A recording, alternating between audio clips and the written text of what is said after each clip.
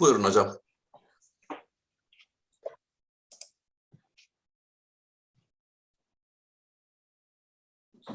Sorry.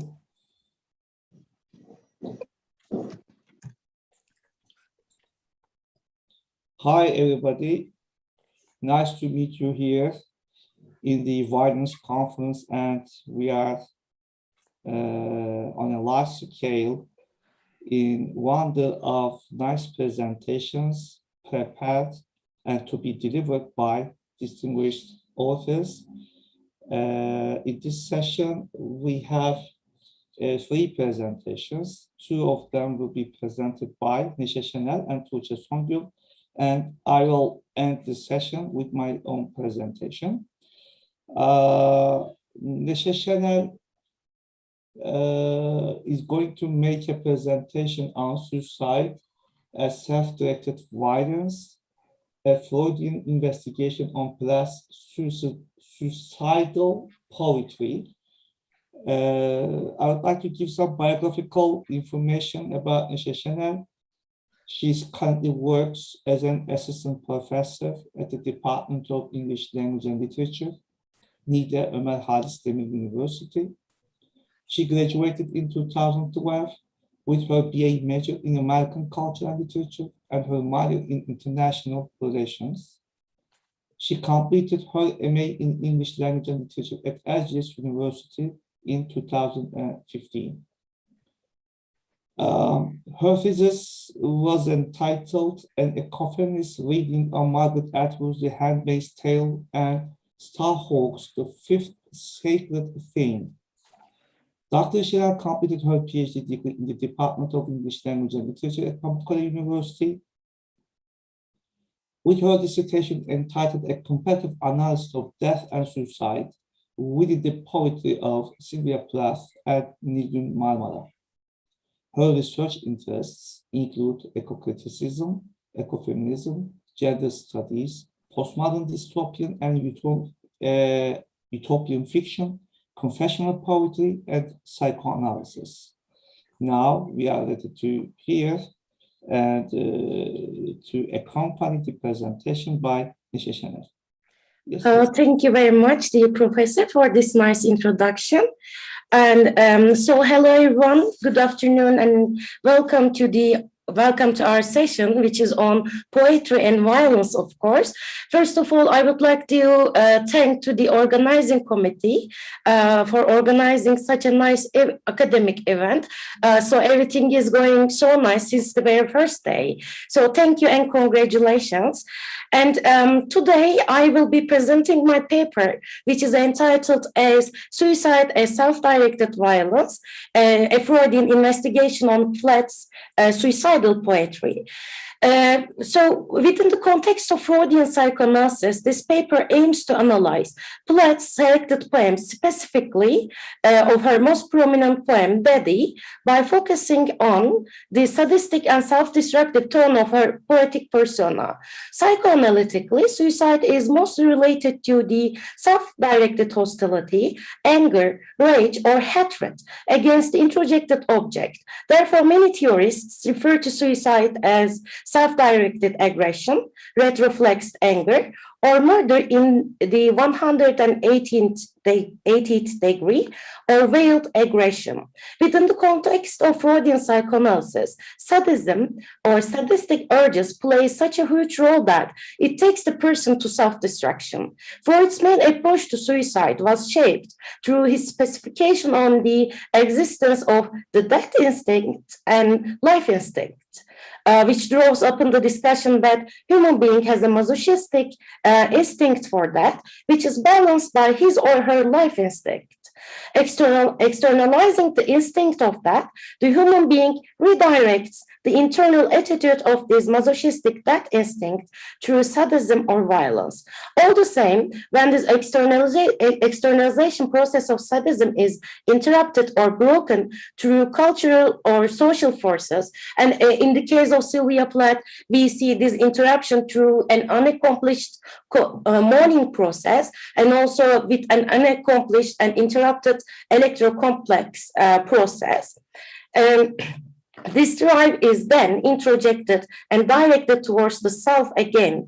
This is where Freud's concept of death drive or death instinct paves way for suicide.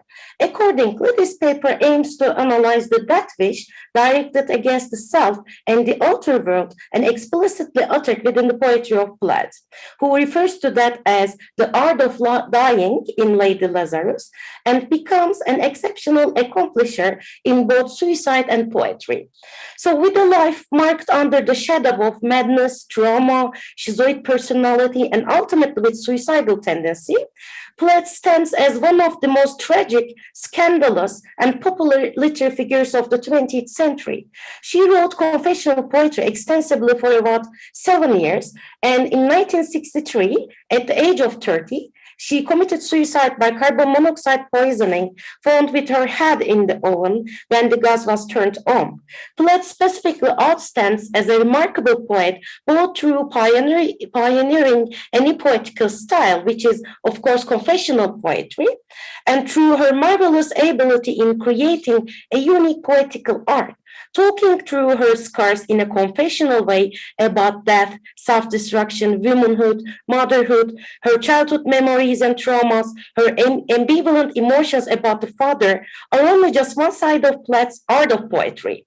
Simply perceiving that as an art, Platt talks through her own scars via her poetry, and in this way, she creates her unique art. While as Freud proposes that the human life is a supersensitive equilibrium between the death drive and life drive, between destructive instincts and reproductive instincts, between Thanatos and Eros, the overall poetry of Platt mostly reflects the demolition of this equilibrium through the triumph of Thanatos. The overemphasis of Thanatos in her poetry honors itself as the sweet deep throats of night flower in edge, as the lure of a heaven starless and fatherless, a dark water in edge, as the lure. As the lure of a heaven.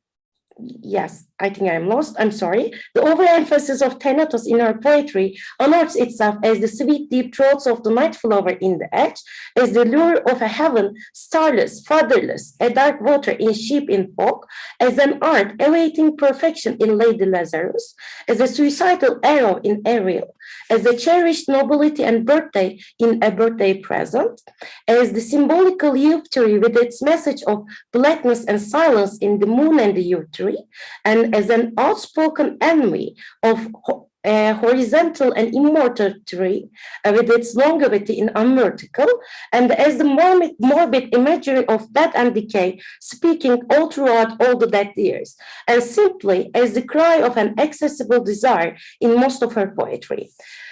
Moreover, the ambivalent paternal positioning caused by her psychological process of unaccomplished electrocomplex and interrupted mourning process, the accompanying self-reflectiveness and relatedly self-destructiveness of her outer gaze through the interrupted Lacanian mirror stage process, all these contribute to her demolition of this Freudian equilibrium between Thanatos and Eros in her poems. The suicidal revelations of the poetic persona of Platt corresponds to a daughter who has an unresolved electrocomplex. However, what challenges this complex further and causes additional interruptions can be openly connected to the death of the father during her childhood. From the Freudian perspective, while the loss of the father at a young age produces a daughter with an unresolved electrocomplex developed during the psychosexual stages of early childhood, which may cause fixation and neurosis in the adulthood, the related loss also develops further psychological problems, even suicidal tendencies, when the healthy mourning process cannot be experienced. Eventually, the loss of the father would worsen the neurosis and the relational suicidal tendency, which is caused by this unresolved electrocomplex and interrupted mourning process. In his famous theoretical text, Mourning and Melancholia, Freud associates the self-destructive behavior directly to the processes of mourning and melancholia through the concepts of ego identification, object cataxis, and libido cataxis. Freud's initial approach to suicide, as manifested within the context of melancholia, basically conveys that when when a loved object is lost, the person directs and then relocates the energy that initially was directed to the loved object to his or her own ego. Herein, as the energy once directed to the loved object is now reserved in the ego, the object of desire is now created within the self, which is what Freud means for the ego identification. So this introjected desire of the loved object is recreated within and directed towards the self when the loved object is lost. Thus, this is the ambivalent process that may eventually lead to self-destruction. The overall poetry of Plato echoes and manifests the interrupted mourning process and later developed melancholia and the related self-destructive poetical desire as theorized by Freud.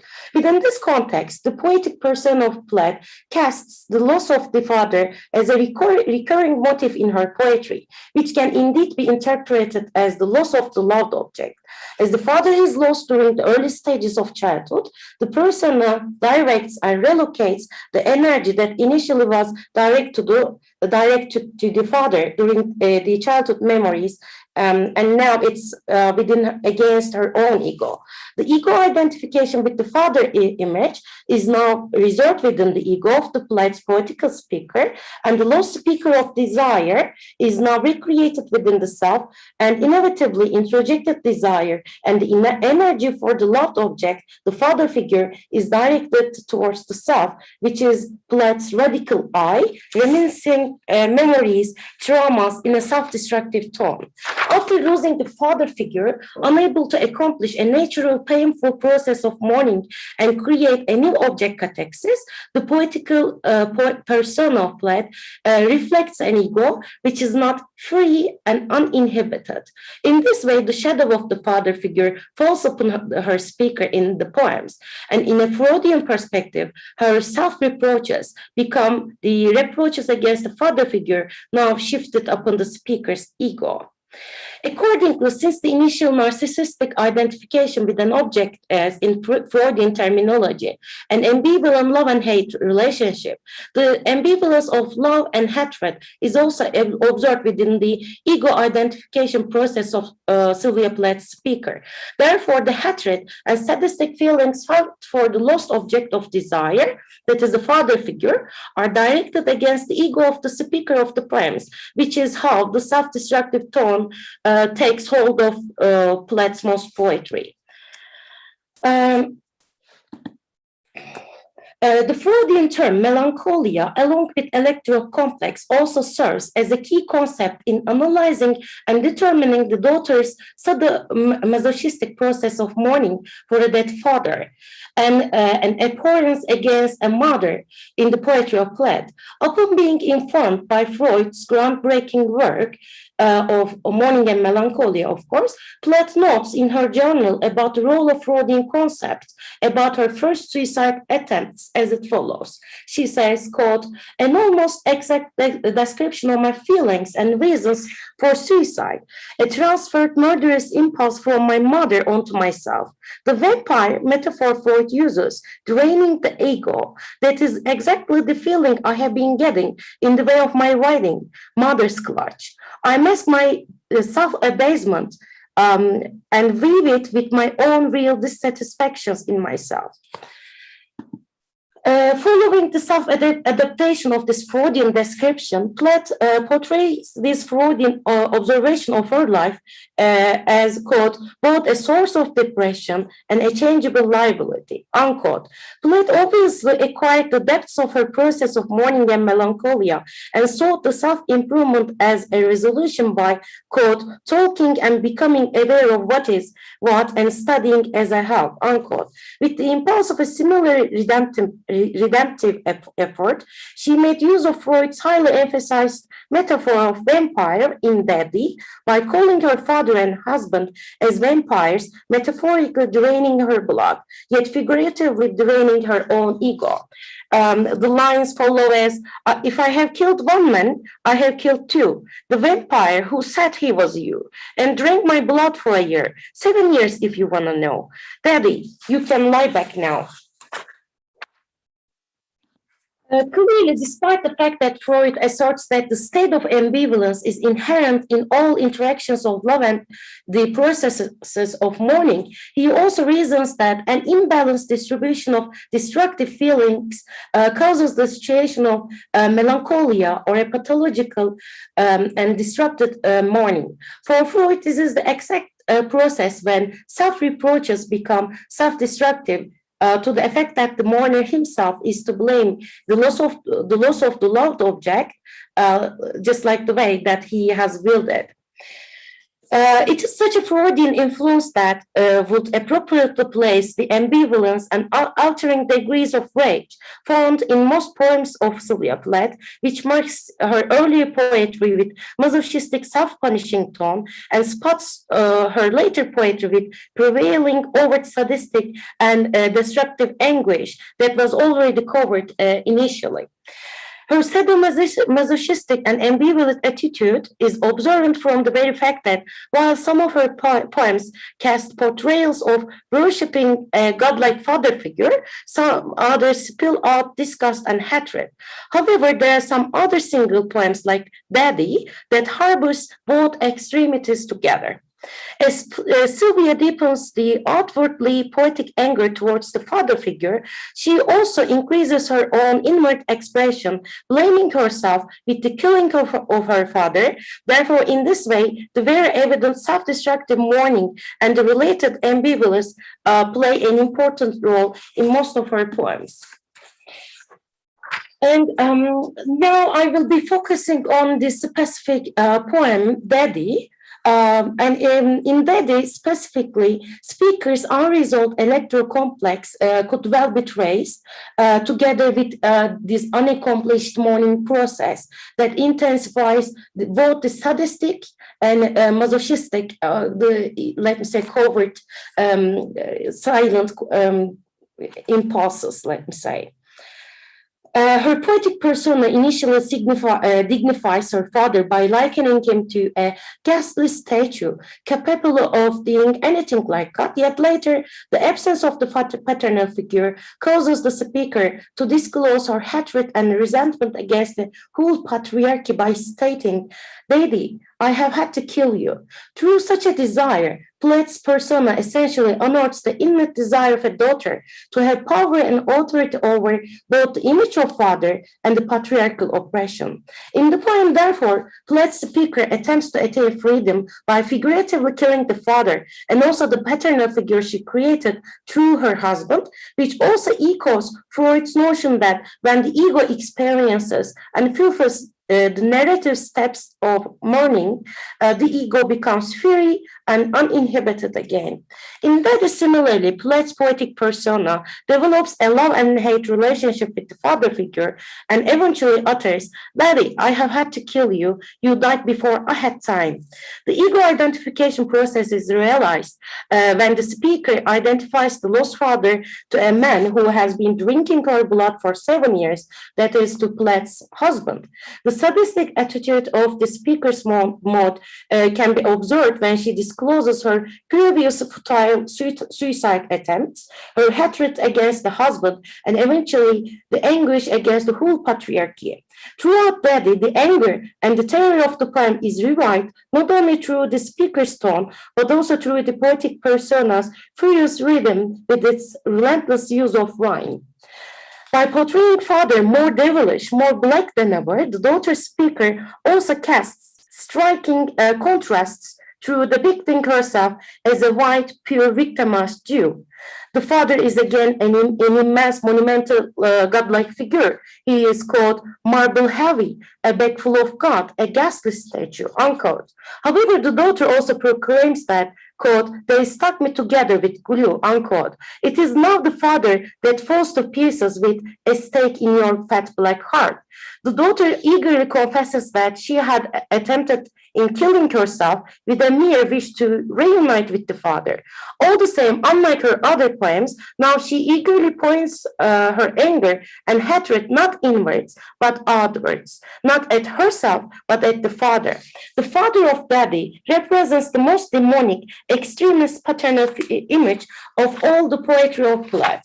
In order to heighten the striking contrast, he is ironically presented as the heartfelt daddy, who is also a fascist, the brute, a devil, not God, black man, biting her pretty red heart into, the vampire, and finally the bastard. Extremely ambivalent tone of the poem strikes the reader when the poetic persona reveals her blame and wish for having killed the father. She says, "Daddy, I have had to kill you. You died before I had time," unquote. The murdering that these lines signify would yet have literal and metaphorical connotations within the context of the whole poem. The daughter speaker initially announces her wish to revive the father. She says, "I used to pray to recover you when he was ill," and then she denounces his literal death when she was 10, when they buried you, portraying the annihilation moment with the devilish father biting her red heart in two. The death of the father becomes a milestone for the speaker, after which she tried to die and get back to you, connoting to her later suicide attempts with a wish to get unified with the father. Therefore, her primarily announced guilt for having killed the father refers to the ambivalent fact that father had died in reality before the daughter had time to murder him in her childhood world of fantasy. Accordingly, for the artist, the poem Daddy becomes another imaginative and artistic playground where the poet persona now has the total power in accomplishing her lifelong fantasy and unaccomplished desire for killing the father, in which she is now the victorious. She says, firstly, that if I killed one man, I have killed two, the vampire who said he was you. And then she continues, "Daddy, you can lie back now." And she ends the poem with the lines, "Daddy, Daddy, you bastard, I'm true." In one of her interviews, Sorry to interrupt, but could you please, hurry up. could you please complete the presentation? Yeah, okay. I need just, like 5 minutes and then I will be finishing up. I'm sorry. Okay. So in one of her interviews, Sylvia Plath illuminates the daughter's intense allegory and mission of death and murder woven within the daddy, and directly through her beloved concept of electrocomplex. And she says that here is a poem spoken by a girl with an electrocomplex. Her father dies while she thought he was God. Her case is complicated by the fact that her father was also a Nazi and her mother very possibly part Jewish. In the daughter, the two strains marry and paralyze each other. She has to act out the awful little allegory once over before she is free of it. Okay, herein I was going to discuss the let me say, the parallel unaccomplished processes of electrocomplex and the Freudian mourning process. But I'm sorry that I have to skip these parts, and let me come to the conclusion. As a conclusion, Daddy therefore turns out to be Plath's extremist form of paternal poems with an unaccomplished electrocomplex and interrupted mourning process in which the melancholic speaker attacks on the daddy through the ferocity that she previously pointed at herself, with an intention for liberation from these interrupted processes, while she honors that she initially prayed to recover you and tried to die and get back to you. She, however, redirects her anger and antagonism against the once idolized, glorified, godlike figure of the father through murdering him and his representations. Daddy, metaphorically, is the only poem that Plath's speaker is able to succeed in her mourning process and liberation from her interrupted electrocomplex. The very final line, "Daddy, Daddy, you bastard, I'm true," specifically emphasizes this point. This final line, though, is ironical with its implication of both overt sadism and covert masochism, both an outward aggression and inward rage, both a counterattack and also a self-attack. The irony of the utterance that "I'm true" comes from the implication that the daughter's liberation from both the demonic existence and absence of the dead father that lead to her disrupted psychological, let me say, complexes and processes, whereas the final line also suggests that the daughter is also true and done with her father, with the poem, body and with herself and ultimately with her own existence. Finally, the overtly sadistic impulse of the poetic persona is metaphorically able to kill and exterminate the father for the expense of the demise and self-destruction of the mourner daughter speaker.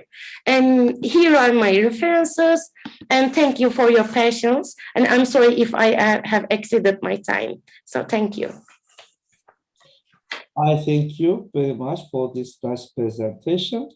And maybe in the last part of this session, we could take our time to raise some questions and maybe to carry out some discussion. But before moving to such discussion part, I would like to present Tuğçe Soygül, who is going to make a presentation titled Wilfred Owen's Representation of Violence or the First World War in his poems. And I'd like to share the biographical notes of our presenter. Tuğçe Soygül is currently a PhD student in English language and literature at Hacettepe University. She's also working as a lecturer at the University of Turkish Aeronautical Association.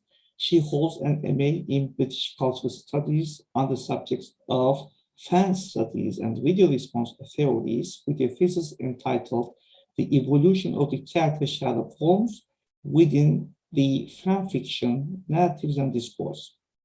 Her research interests are Victorian novel, modernist novel, and contemporary literary theories comprising rewritings and adaptations. Now we are giving the stage to Tuğçe Soygül for her presentation. Yes, Tuğçe Soygül. Thank you.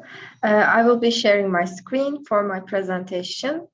And I'd like to thank to the organizing committee again for inviting me here. It's a pleasure to be here presenting Wilfred Owen's representation of violence of the First World War in his poems, specifically in two of his poems, but I will be talking about them later on. So the poetry of the First World War comprises diverse and subjective perspectives of the war experienced by poets. So due to this variety, although there might not be clear cuts all the time, war poetry can be divided into two types as pro-war and anti-war poems regarding the attitude of the poet towards Great War. On the one hand, particularly at the beginning of the war poetry was a kind of vehicle for the government's war propaganda to evoke patriotic feelings in the minds of the people. In line with this, poets defined war as something necessary for the honor and glory of the nation, and their poetry depicted war as a collective patriotic effort on behalf of the betterment of civilization. With the impact of patriotic war poems advocating a call to arms, encouraging both the troops and the people at home, but above all indicating the greatness of the nation, everyone was so eager to join the army and to fight for their country. However, after a year later, people started to see the bitter side of the war, thinking that war was not all about glory, beauty, bravery, and courage, as it was emphasized in the pro-war poems. From that point on, war poetry slowly started to become an anti-war poetry, introducing the destructive war experience by reconstructing the images used by pro-war poems in order to alter the earlier perception of the war. Thus, the poetry of the anti-war poets become the anti-establishment poetry, or a kind of voice raised against the dominant ideology of the time. Some of the anti-war poets were soldiers in the war, who are called as soldier poets or trench poets, while some of them did not fight in the battle, but all of them represented war in a realistic way to emphasize the truth of the war to the audience. In this context, therefore, war poetry can be considered as poetry of experience, depending on the representation of the war and the attitude of the war poet, as well as the content and the form of the poem. Hence, this essay, this presentation, means to analyze Wilfred Owen's attitude in his poems, Dulce et Decorum Est and Anthem for Doomed Youth, as one of the best representatives of the anti-war poetry, emphasizing the futility of the war and the waste of human lives through images of death and suffering. So Wilfred Owen, marked as one of the best war poets, was born in 1893 in Osworthy into a lower-class family, lived as an enthusiastic young man, and died in the First World War in 1980 when he was only 25 years old. As a soldier poet who fought in the battle, the war poems of Owen can be considered as the poetry of the trenches, as well as the poetry of experience due to his attempt to de-glorify the warfare, to lay bare the violent and brutal aspects of war. Although Owen is affected by Sassoon, who is influenced by Graves, and his angry tone reflecting disillusionment, Owen goes beyond the negativism of anger with his compassion and pity embedded in his poems. He interprets the tragedy of war in a more sensitive attitude by making use of the core ideas in pro-war poems to turn these ideas against themselves by reconstructing a more realistic depiction of the war experience. This kind of subversion is best seen in Owen's Dulce et Decorum Est, displaying a jingoistic discourse for the glorification of Britain and its soldiers. In relation to that, Owen claims at the end of his poem, dying heroically for one's country is an actual lie, and he says to all lie, dulce et decorum est, pro portria mori. With this way, he actually takes away the notion of heroism, since according to Owen, there is nothing graceful or heroic about dying in a disgraceful way. Therefore, the bitter and angry discourse in the poem reveals the ugly aspect of the war. The poem in that sense is about the death of a soldier due to a sudden mustard gas attack. The scene of this gas attack and the impact of it on the soldiers, especially on Wilfred Owen, explicitly lay bare the cruelty as well as the futility and the violence within the war. So when the poem is closely examined, it is obviously observed that the enthusiasm is completely ceased and there is disillusionment towards the war. So unlike pro-war poets, Owen actually describes trench life as its least heroic and most ironic way. And we can observe this irony within the first stanzas. And because within these stanzas, the poor condition of a troop of soldiers in the trenches is depicted.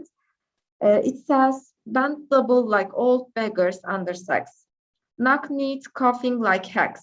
We cursed through sludge, till on the haunting flares we turned our backs.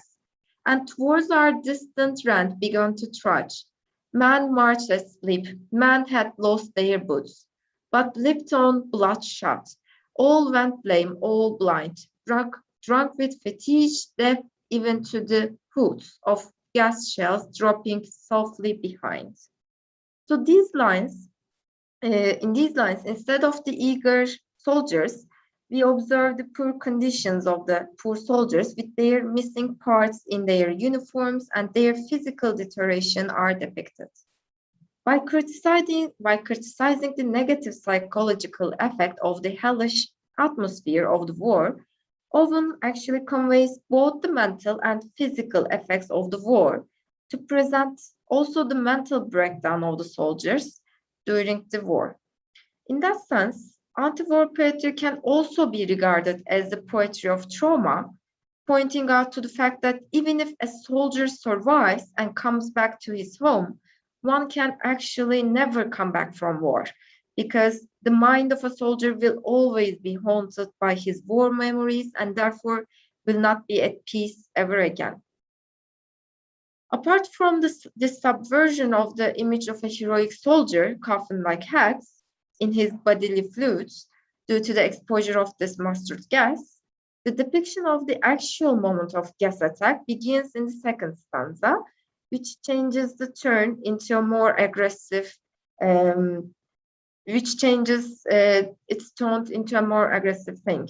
That can be seen in the following lines. It says, gas, gas, quick boys, an ecstasy of rumbling, hitting the clumsy helmets just in time, but someone still was yelling out and stumbling, and floundering like a man in fire or lime. Dim through the misty panes and thick green light, as under a green sea I saw him drowning. So the rest of the these stanzas, is about how one of the soldiers is actually drowned due to this gas attack.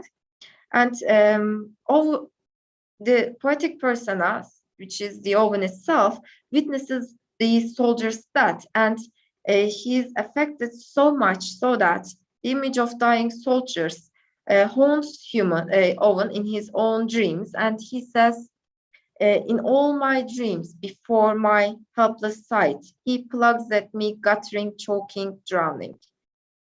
So in the final stanza, the tone shifts and becomes more grave. In this part, Owen introduces the second persona, and the poem turns from a description into an accusation. So in this regard, according to Owen, the real enemy is actually not German soldiers, but the one advocating the war. So he stresses his accusation through the image of a dying soldier. And he asserts, be behind the wagon that we flung him in, and watch the white eyes with writing in his face, his hanging face like a double stick of a sin. If you could hear at very jolt the bolt come ragging from the front, corrupted lungs. So through these lines, Owen also destroys the enmity between the two opposing sides in the Great War by stressing the common fate of both the German and the British soldiers. Owen shows how men are actually victimized for the sake of nationalistic ideas. And therefore, these lines vividly picture the bitterness of the war, and it seems that he gives such a portrayal on purpose because if someone does not experience such disturbing scenes from the first hand, they might continue to consider war as glory, according to Owen's perspective. That is why the last lines of the poem are as such. My friend, you would not tell with such height zest to children ardent for some desperate glory, the old lie, dulce et decorum est, proportia mori. So through these lines, he actually rejects the idea of necessity of dying for one's country.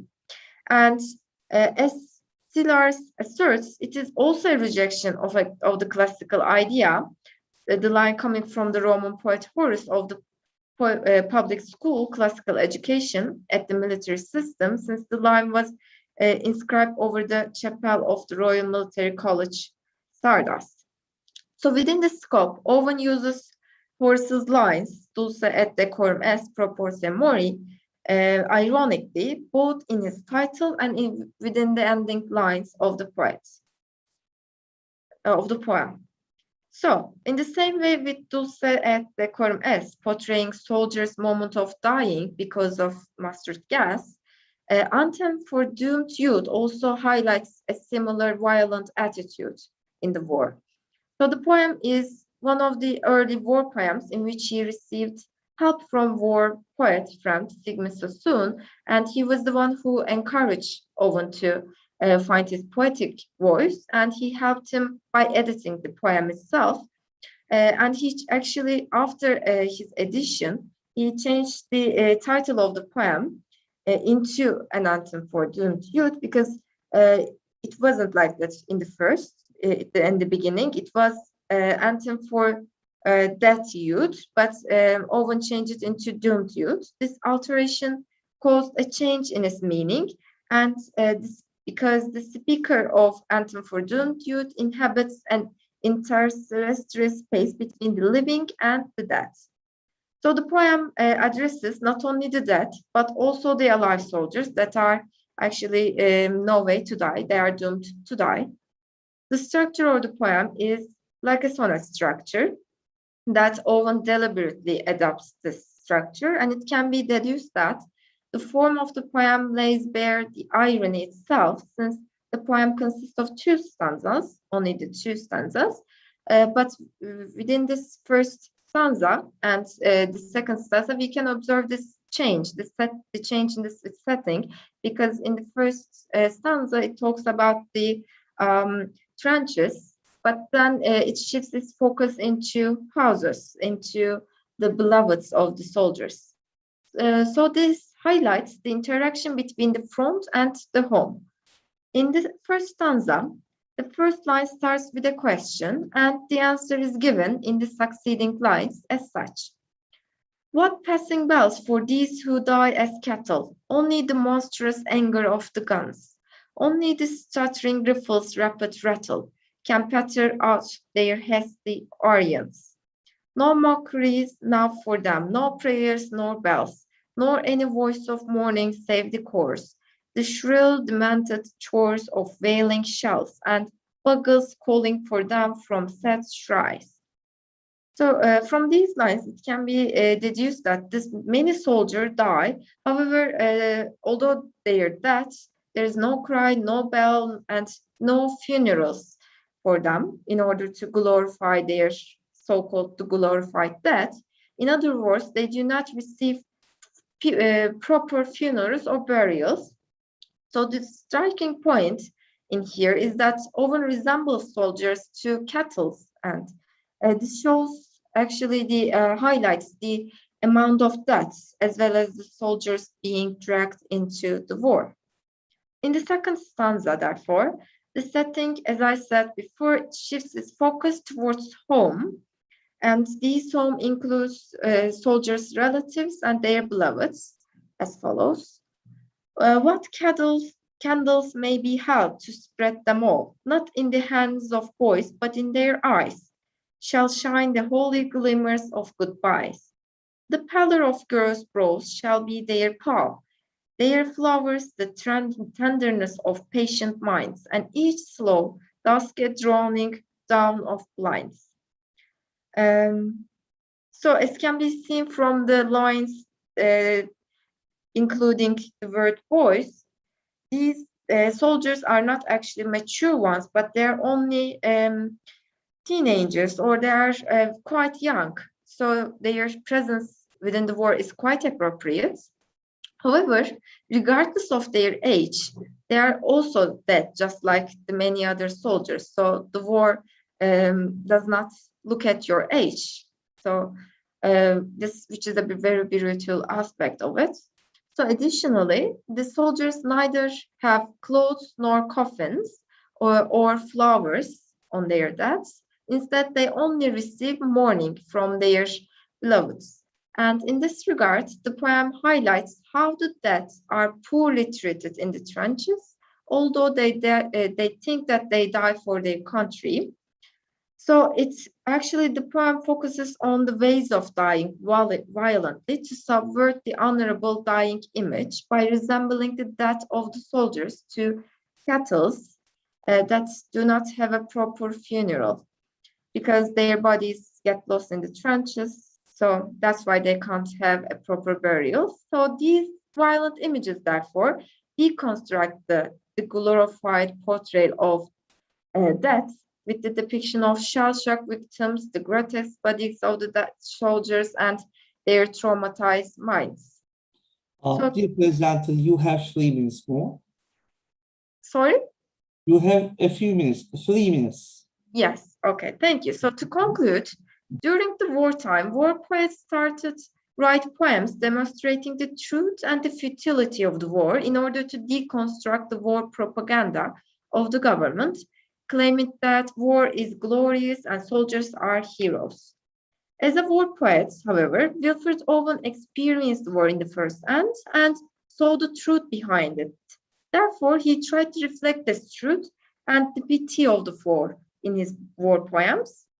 Dulce et decorum est, an anthem for doomed youth, highlighting the miserable conditions of soldiers in the battlefield, the meaningless of their death, and the horrible side of war through violent images of death and suffering.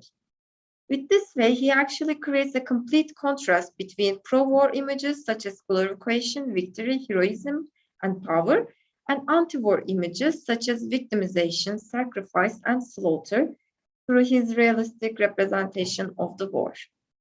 So thank you for listening. That will be all. Thanks. Dear presenter, thank you for this nice and illuminating speech. And I congratulate two presenters preceding my presentation. And it is really nice. It is really nice to follow your presentations, because I'm going to make a presentation from another perspective. But again, all in all, maybe we can deal with the persona within the text, kind of historical background, and also psychoanalytical aspects of the persona and the narrative aspects within a poem. So our presentations will be complementary to each other. So I am happy to see this. Thank you Tuğçe Soygül, and thank you Neşe Şener. And now I'd like to make my presentation.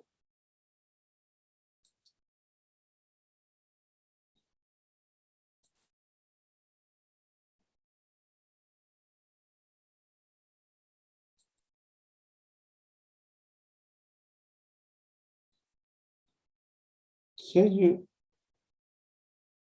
sorry.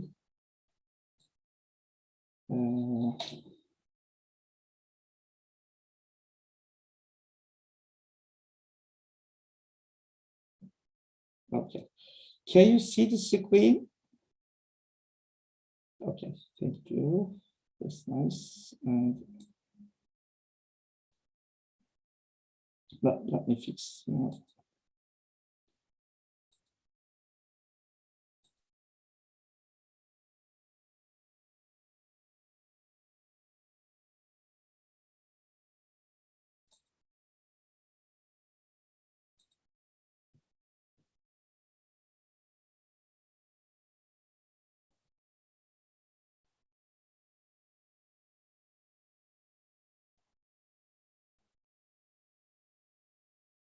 Okay. So, you know, instead of providing a biography of my own, I'd like to talk about the background of my presentation, background of my study.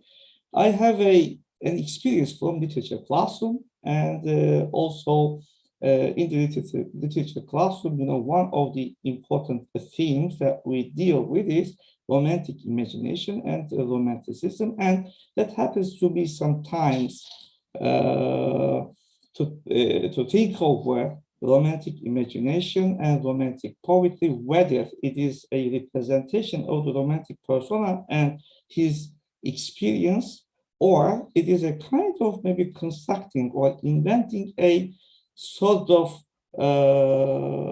realm and a sort of imaginary realm in which our poets make up their voices, make their voices heard.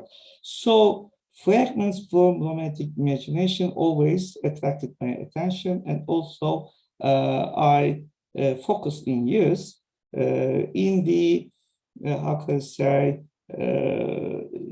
not only imagination, but also how romantic poets construct their word, such, you know, possible word in their mind. So when we regard the issue of violence, I saw that, you know, this kind of violence, particularly in romantic context, is a creative violence, and then we simply remember Ode to the West Wind, Percy Bysshe Shelley's Ode to the West Wind. So Interpretations of Shelley may seem to have remained on the level of paraphrase in many cases.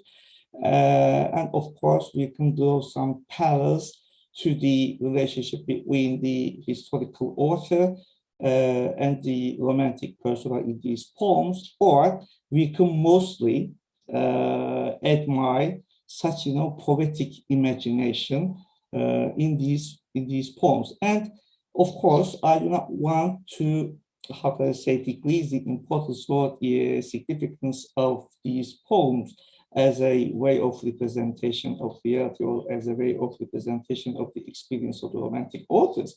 No, but we should also, what I am trying to do is to invite the readers to think about the textual, the fictional, how can I say, aspect of these poems. So we see that, these poems are also self-evident allegories invented by the romantic imagination, romantic poet. So my aim in this presentation is to talk about, the wild wind and to what extent it is wild or to what extent it is, or whether this, wild wind, west wind is, how can I say, really represent the genuine experience of the romantic persona. So I used the terminologies offered by Reimers and Paul de Man, and one of the significant issues, or one of the significant, how can I say, driving forces of this study is my previous translation from Paul de Man, Allegories of Reading, in which I examined and translated the articles, the passages about Rilke, Nietzsche, and other poets, and I was a bit impressed by the way how de Man deconstructs, or how de Man analyzes all these poems in an analytical way. So on the one hand, I would like to draw on how a narrative is invented or made by the poet, and then in what ways we can deconstruct, we can see the false analogies in these poems or in these lines. So my theoretical background relies on the signification process. I would like to briefly touch upon this issue. And then I'd like to present you with the narrative hexagon provided by Percy Bysshe Shelley in his poem. And then I'd like to discuss some of the notions in the poem with regard to de Man's terminologies. So if we can remember very well from social signification process, Saussure argues that, our utterances are the signifiers of our experience. But in the case of Percy Bysshe Shelley, we see that there is a sort of shift, or in some ways maybe we can take it as a kind of delusional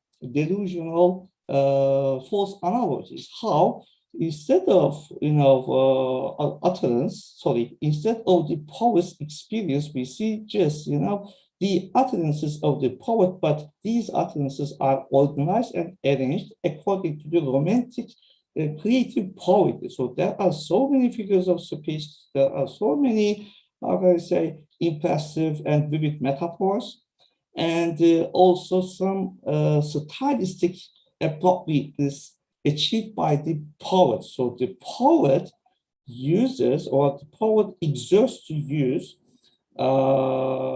these, technical and figurative notions and issues rather than mere representation of reality. So instead of the poet as a historical figure or as a genuine experience, we have just, the utterance or a set of utterances made by the poem.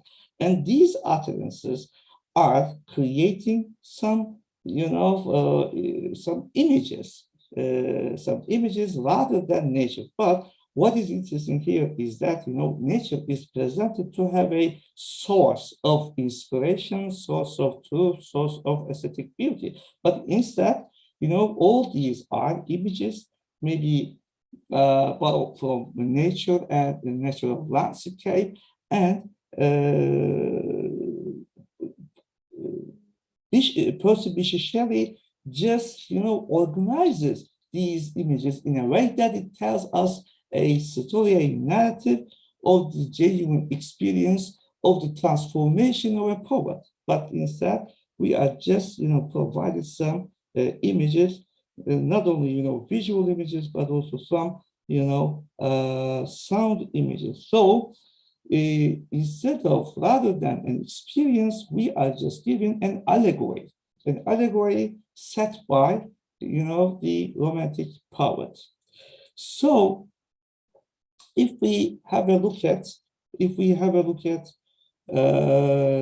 Greimar's narrative hexagon, generally there is a narrative of the transformation of the hero, and this hero starts from a one point and then achieves, how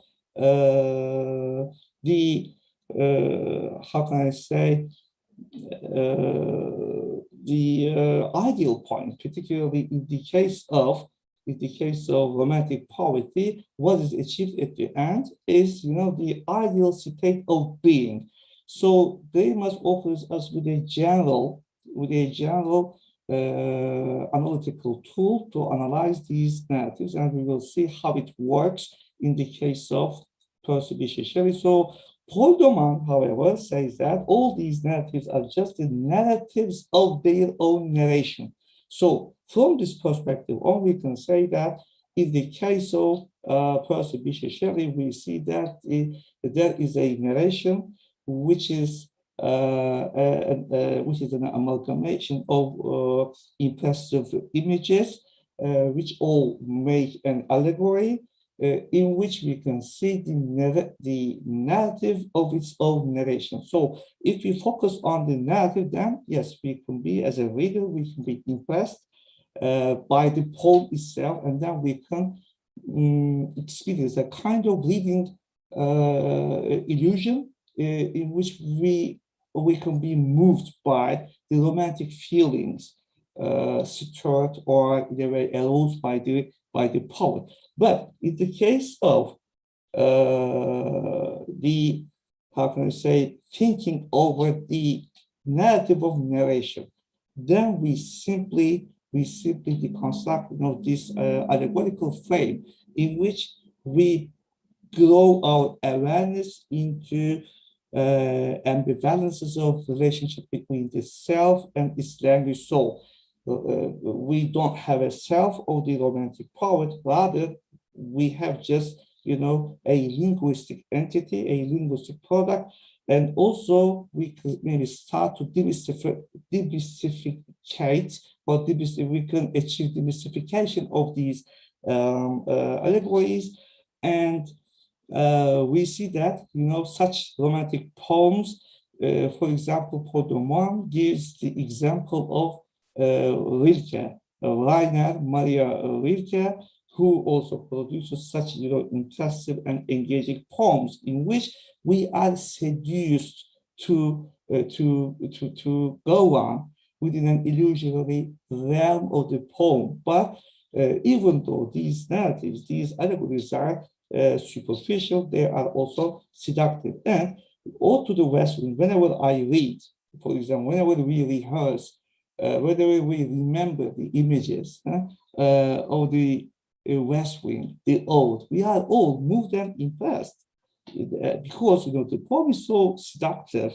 And when once we get into the realm of this poem, yes, we are illusioned, we are in a way captured by these, strong and powerful images of beauty, images of nature, and how, for example, our romantic power transforms into being a violin played by the West Wind, kind of. So this is a very powerful imagination, a very powerful scene.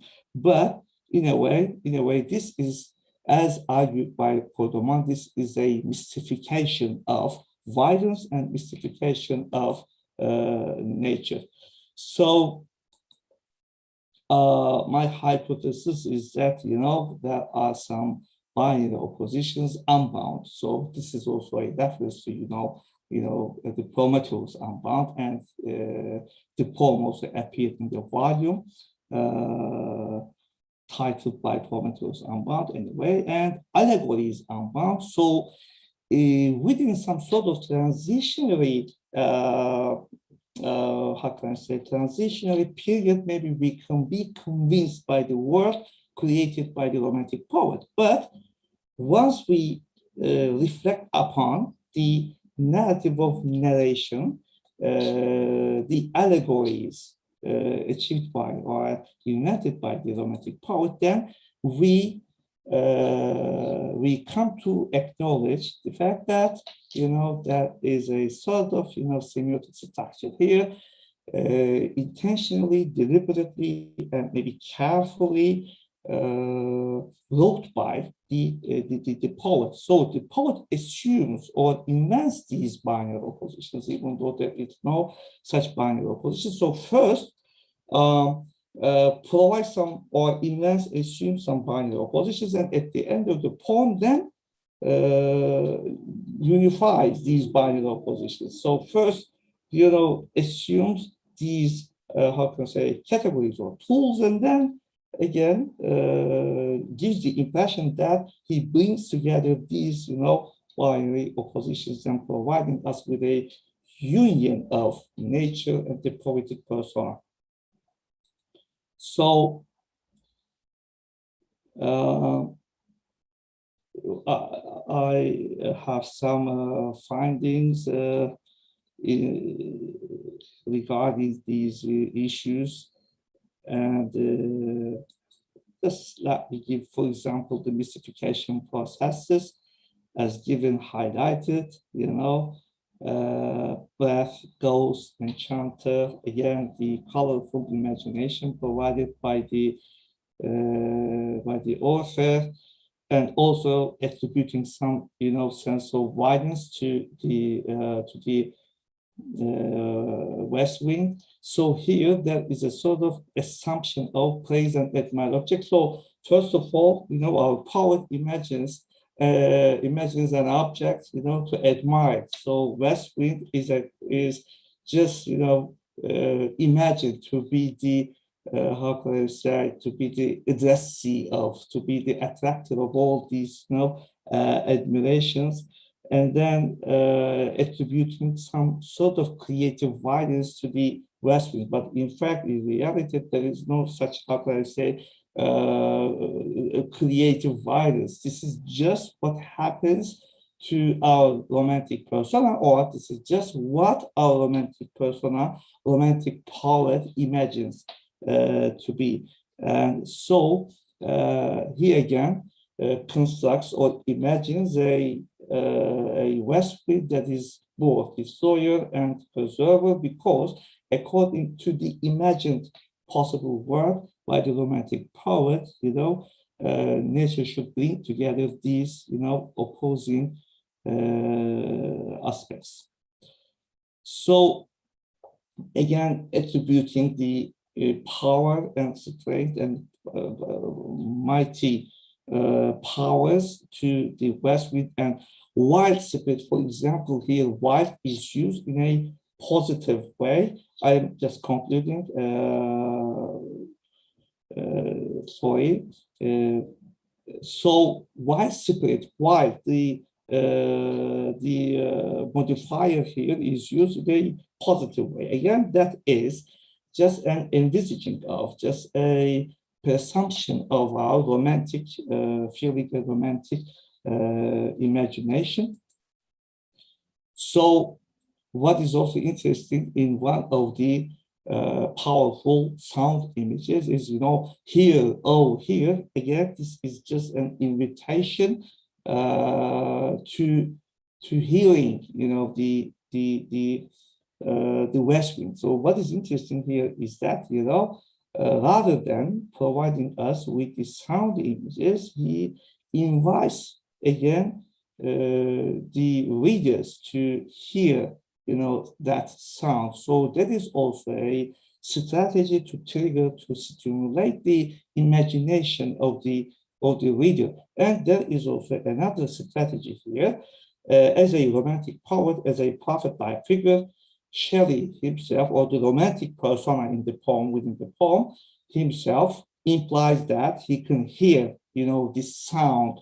And there is a sort of rhetorical question, don't you hear, or just hear? So this is, on the one hand, is an imperative, but at the same time, this is a rhetorical strategy to make a strong suggestion or to make a strong recommendation to the reader. And what is also interesting is that, in terms of some formal characteristics, bringing together Italian and Latin terzarima and British iambic pentameter, again, this is another gesture to make, this kind of artistic, production of the poem.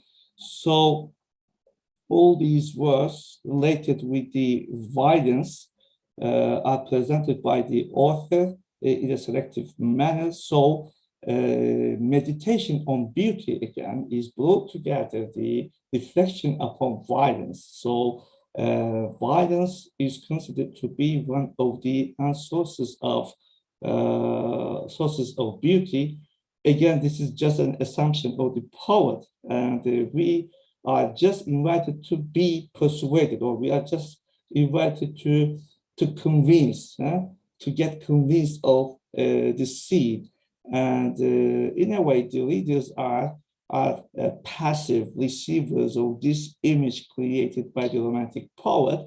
So there is no rationale between, how can I say, this wilderness, this violence, aesthetic beauty, and there is no necessary bond between all these categories. But of course, in literature, we are accustomed to seeing such, false analogies and metaphors and metonymies to a great extent. But all in all, we should be aware of the fact that, these, features and these elements are just organized in a way that they create a representation of, they provide us with a representation of genuine experience. Rather, they may have little to do with our genuine experience. So what is also interesting here is that, nature as a source of inspiration, nature as a source of beauty, and nature as objectivized, nature as subject and nature as object, they are also presented just according to the wishful desire of our romantic poet. And that also is the case with the romantic persona in the poem. For example, in some cases, our romantic persona appears to be an active, involved in all these issues, but at the same time, he keeps passive all through the poem. And at the end of the poem, we see that, our romantic poet, our romantic persona is just reduced to be an object, and instrument played by the violent storm or the west wind. But this is again a strategy. This indicates that, there is a sort of maybe playing with all these, categories, and also a reversal between the active categories and passive categories. And romantic poet, maybe, again, even though it is a bit invisible, verbally invisible, the implication is that the romantic poet is the unification of, nature as subject, nature as object, and self as subject and self as object. So I'm just concluding. So according to Greimas narrative hexagon, we see that, we start from the current state, filthy earth, degeneration, but at the end of the narrative structure, our romantic poet achieves, revolution. So from A1 to A2, but first of all, the transformation of the poet, all in all, from A1 to, to cycle in nature, but within the aesthetic production of our romantic poet, we see that there is a possible revolution achieved by the aesthetic production of the, the proof of this, the solid, concrete proof of this is the poem itself. There is an aesthetic product, so there is a, how can I say, a possibility of, aesthetic possibility of revolution, or possibility of aesthetic revolution. So I touched upon this issue, so the reversal of signification and representation are crucial issues in Ode to the West Wind. And here, for example, make me thy lyre, my leaves are falling, be thou me, impetuous one. Again, these are just the playing with the binary oppositions are also bringing together all these oppositions in the self as subject. So reversal of binaries, and this study shows that there is hardly representation or expression. Nature and self are objectivized by the romantic imagination, and the focal point of the storyline in the ode constructs and deconstructs the object of narration, and the speaking persona serves as a controlling agent. So here is the controlling agent. We see the romantic poet as a controlling agent. So the paper concludes that the ode represents a distressful narrative of control rather than a spontaneous outburst of powerful romantic feelings. And the poem represents a powerful desire to make a self-evident allegory of romantic imagination. And what is interesting, this point is sounds to be very important to me. Experience is replaced by aesthetic experience. So even though the poem does not represent the experience of the historical author, but here the very poem shows that experience is replaced by aesthetic experience, which is invented through a set of false analogies, metaphors, and powerful images. And this is the poem itself. So the very the act of writing turns out to be the aesthetic experience of the romantic poet. But beyond this experience, all the other, how can I say, notions that are created in our imagination are just these strategies of the poet. So the fundamental poetic practice, namely the elaboration of a metaphorical language, also derives from the experience. And maybe I should like to draw on here maybe overflow of powerful feelings and cravings for the evolution of the poet is made equal with that of his symbolic figures, and that have little to do with the genuine experience of the romantic poet. So you can contact me at my email, and thank you for your patience, and thank you for your involvement in this session. Now, I have completed my presentation, and if you have any question, we can have some questions. We have 5 or 6 minutes more.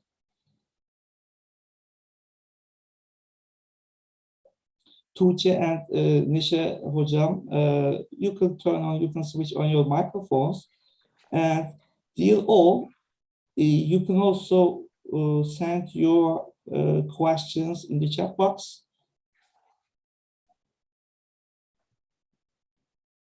Can I ask a question? Could you please? Yes, thank you. It's going to be a quick one, and it goes to our first presenter, Neşe Şener. Yeah, And obviously, Plath is consumed by feelings of fatherly violence, and still on the reader's part, I guess we are so eager and ready to consume that violence as well. What can you say about the poetics and politics, probably, of the consumption of violence in Plath's poetry? Thank you for your interest, and that is an interesting question, but could you please open up your question? What do you mean by politics and poetry? I couldn't. No, I mean, I'm talking about the violence that you have presented to us in Plath's poetry. She is, as I said, she is obviously consumed by that violence, and she is consumed by that fatherly, I don't know, the feelings that she bears towards her father. Obviously, she has that troublesome relationship with our father, but it's interesting to note that we are also so ready to and eager to consume that violence, that, I mean, the anger that she is directing towards her father. So this is actually about the reader's consumptive behavior. So, I mean, she obviously is using violence, and the violence directed by her father to her. But we're also, as readers, I guess, we are also using that violence to, I don't know, to what end. So, I mean, we are also consuming that violence, if that makes any sense. So how does that work, really? Well, actually, this study is part of my PhD study, and you just touched upon, let me say, a part that I have discussed in the thesis. Yes, you're right. As a common reader, it's sometimes hard to get into the Sylvia Plath's poetry and understand the mentality behind this harsh violence. But since it has this confessional quality and this interchangeable, let me say, quality between her art and biography, you sometimes get to understand it further and deeper. And the other thing is where I have discussed in this extended paper, but I couldn't mention it here. And it's also within my thesis, published thesis also. And it is related to the concept that you're mentioning is related to, feminist psychoanalysis. And it goes back to the Julia Kristeva, this idea of resisting the language of the father, in a way, resisting to enter the symbolic order, the language, and also the related, connotative concepts come into play, like violence of the father, violence of the patriarchy. These are all, within the symbolic order, not in the semiotic order. And specifically, even in the poem, I was going to discuss all these points, but, I had a very limited time. In the poem, in the first half of the poem, let's say, we see these, daughter speaker who is hesitant to talk, who is using this childish language, achu, and all that kind of, nursery rhymes that comes from it, the language of the child. So we understand that, in a sense, she is in the semiotic order. She is hesitant to enter the father's, let me say, absorbed and enter into the language of the father. But eventually there is a twist, and her violence, changed its direction, and it is immense. And in a way, she now makes use of the father of the language, the very violence that was imposed upon her previously, in order to persecute the very persecutor.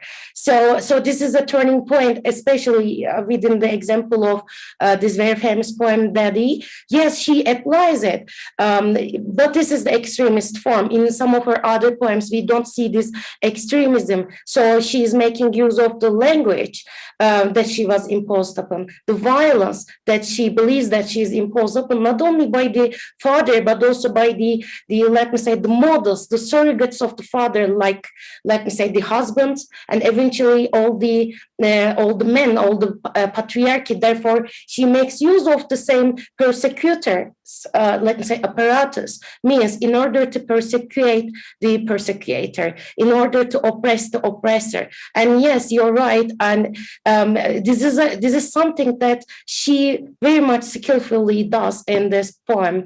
But as I said, this is a rare poem. This is one of the, let me say, Plath's rare poems that we see this twist, this, let me say, method that she applies so skillfully. The other poems are a little bit different.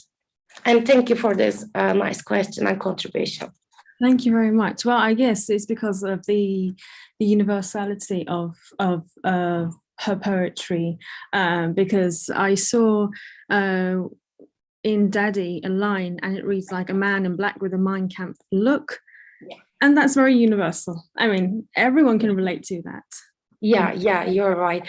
And you know, the line goes as, every moon, I think it's not from Daddy, but Lady Lazarus. Yes, the lines are so universal, like every woman adores a fascist, you know. Yes, she attains to the universal values and feelings, of course. That's how we can hopefully empathize in a way.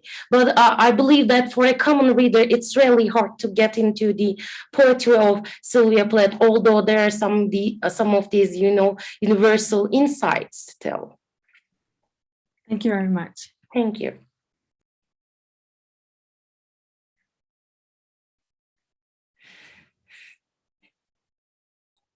You know, as we have to proceed towards the next session, maybe we can get your further questions to our emails. Thank you for coming. Thank you for your valuable participation. And I thank our presenters for their nice presentations. And I thank the organizers for holding this amazing, this wonderful event. So see you next sessions, and thank you for coming. Thank you very much, Hocam. Have a nice day. Have a nice day.